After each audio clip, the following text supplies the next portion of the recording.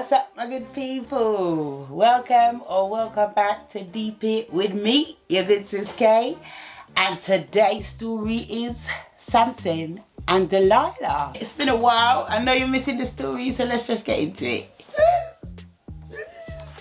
No long intro. You can like it before you... Anyway. So, we're talking Judges 16, verse 1 through 20. Judges, yeah? 16, 1 through 20. So the story starts in a time where the people of Israel were moving mad. They didn't want God to rule them. They didn't want to hear about no commandments. They were over it. But God don't play with his people. So he sent the Philistines to rule over them. Understand this though, guys. The Phillies were evil. Madman. They went straight to Israel, start torment and torture them. Torment and torture. So God being God, big heart and that, he felt like after some time it's enough. So he sent one big giant Nazarite to free them. Putting the plans in motion, God chose of the Israelites a childless couple. He promised them a son. And they've been trying to conceive for a while, so they were overjoyed. So God said to Manoah and his wife, listen carefully. Your youth's going to be strong, you know. Like, but you have the responsibility to make sure no one ever cuts his hair. Don't cut it, don't trim it, don't cut it, don't have at it. The devil is a liar. There is a fly. And you want to be an enemy of progress.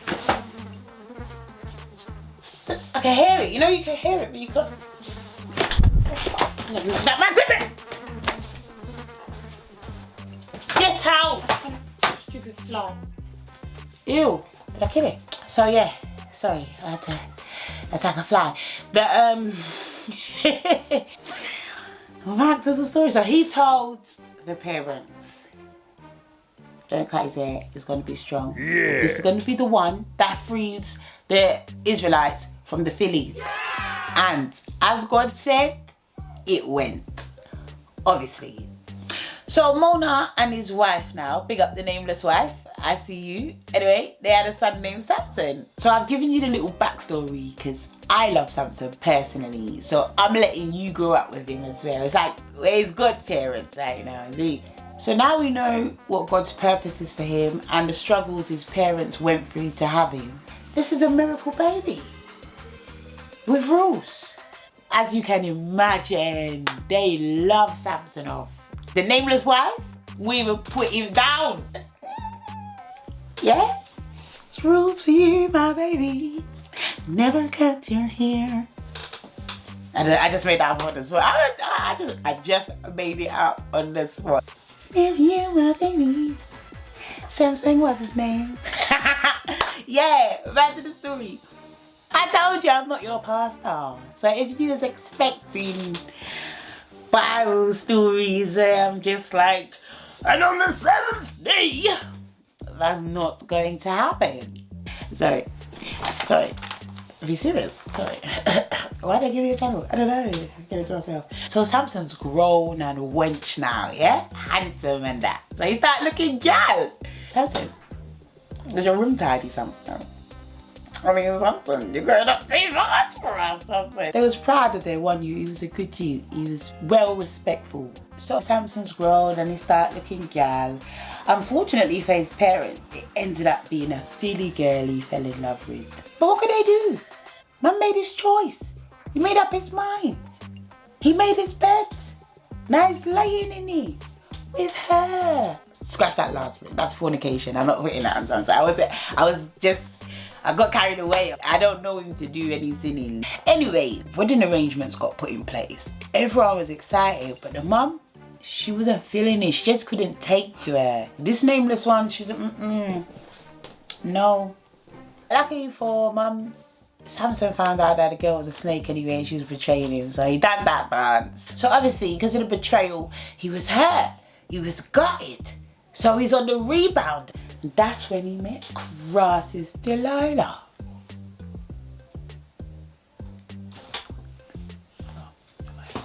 pause. I really dislike Delilah. Okay? I hate you so much right now. But Samson thought milkshake brought all the boys to the yard.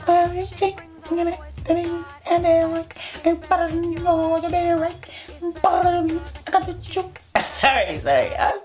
Alright, so boom, straight away he wanted to marry her. And when the Philly guys found out, they were like, alright, let's recruit her. They said, you think man's willing to die for the nurse? Here what, Delilah? Can I go you Lila, yeah? We need to find out the secret to man's strength. Is it protein shakes? Has he got a basement gym? How's he built like that? Find out so we can defeat him and continue to run this land. So they offered her 1,100 pieces of silver. That evil bitch waited until he was, you know, good mood and a vulnerable position and tried to finesse him. She's like, oh, Samson, I want to know everything about you. Tell me the secret to your success. How did you get so strong? Acting like she's got a genuine interest, but really, she's going to run back to the Philly man and give them information. Samson's like, well, if I were to be tied up with 7 fresh bowstrings which have not been dried, I will lose all my strength and be like the regular man. Delilah's like, oh really? Let me try and see for myself. Next thing, she tied him up quickly. Wait, I don't know how she got all the ingredients that he required so quickly, the 7 bowls that was dried, but how I read it, it happened like straight away. So maybe he just noticed things. I'm assuming they're at a restaurant at this particular point. So they're at a restaurant, she's gassing him up, and he's like, yeah, if you get a couple napkins and an onion vinegar. You know the ones that you just look at it like, I spy, he just spotted these ingredients. Because how is she got 7, what was it? 7 fresh bowstrings which have not been dried. They're very specific. The quantity, what it was, and how it had to be preserved and presented was very specific. But the way the story goes, it was a quick thing. She was like, He was like, this, that. She was like, oh, okay. Then wrap up, man. She was frantic with it, knocking over condiments. It was that serious. So she was wrapping him. She wanted that 1,100 pieces of silver. That was her goal in life. She was tying up man, setting him up there, then no joke, yeah, got the dried rope, 7 of them, tied him up quick, and as soon as the man's hands were tied, no, I'm trying to be serious.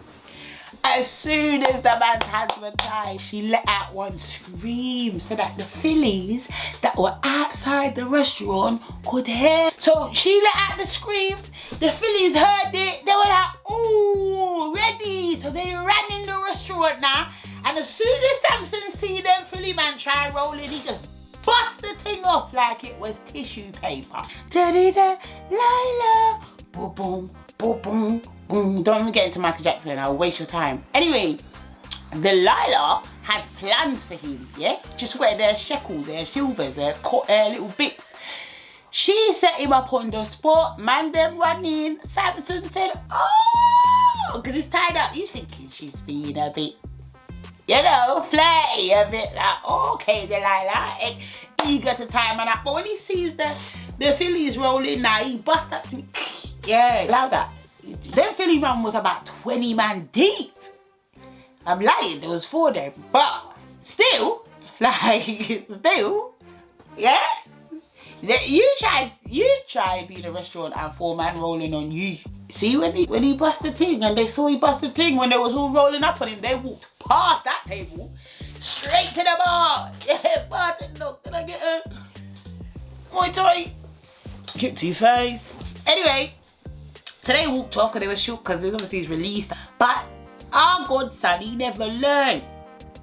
Because from that moment, he should have done with it. But something about Delilah, he really liked. Yeah, something about Delilah. He overlooked all the red flags. They see him, they straight to the bar, get their drinks to go, plastic cups, dome lids, gone. So imagine this now. Don't get mad. Don't get mad. She had the nerve to get vexed with him. Yo, 𝐦𝐤𝐤𝐤. Every other conversation she's asking him, she kept on nagging. He's like, yo, it's my hair, babe. It's my hair. This man's natty, yeah? It's my hair. Man's a Nazarite. Man's life is dedicated to God. It's ordained. I can't cut that ever. Or I'm weak like the Philly man.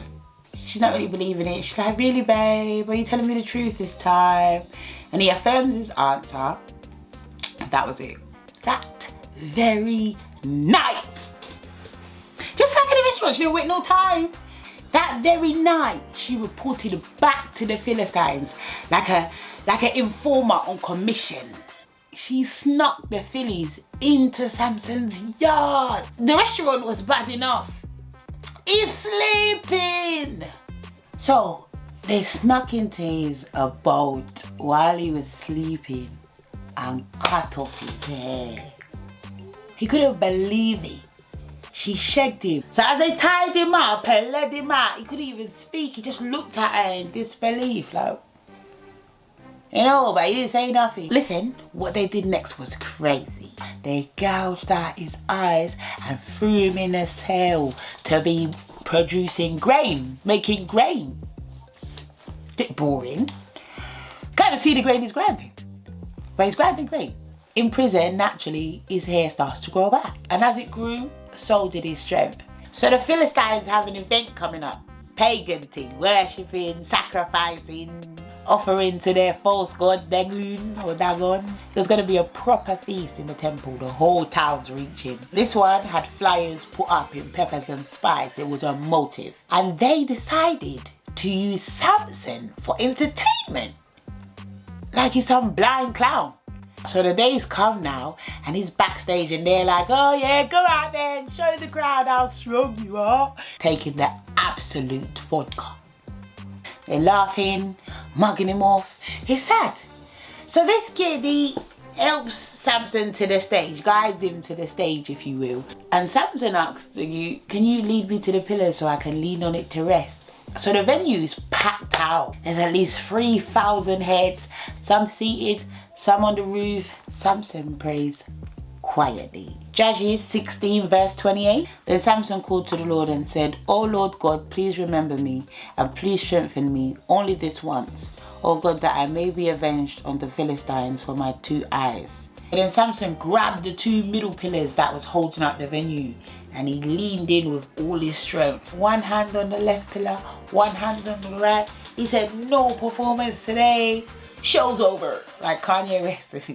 Shoved the thing. So when he said over for all of us, that wasn't the actual words he used, but you get what I'm saying. I mean, I'm on YouTube, I'm paraphrasing, you get me? I can't say just anything. So maybe I exaggerated that. He didn't say it's over for all of us, but the prayer part he said, that's what I said he said that. Word for word.